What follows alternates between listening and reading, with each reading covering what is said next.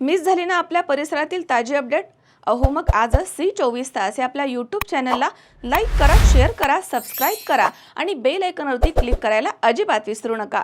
घराच्या खिडकीचे गज काढून घरामध्ये प्रवेश करून जबरी चोरी करणाऱ्या टोळीमधील मुख्य आरोपीला स्थानिक गुन्हे अन्वेषण शाखा अहिल्यानगरच्या पथकानं मुकिंदपूर शिवारामधनं बेड्या ठोकल्यात.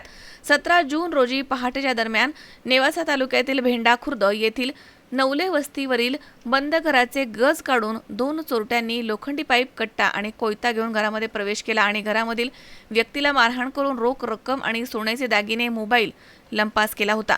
तर या प्रकरणी नेवासा पोलीस ठाण्यामध्ये घरफोडी आणि चोरीचा गुन्हा दाखल करण्यात आला होता. पोलीस अधीक्षक मुमक्का सुदर्शनी यांच्या मार्गदर्शनाखाली पोलीस निरीक्षक संतोष मुटकुळे यांनी तांत्रिक तपास आणि गुप्त माहितीच्या आधारे पथकास मुकिंदपूर फाट्यावरती सापळा लावून विकी उर्फ विकास ज्ञानेश्वर पवार या मुख्य आरोपीला 7 दिवसात जेरबंद केलं. तर त्याचा साथीदार राहुल बबन वाघ हा फरार झाला आहे. त्याचा शोध सुरू आहे.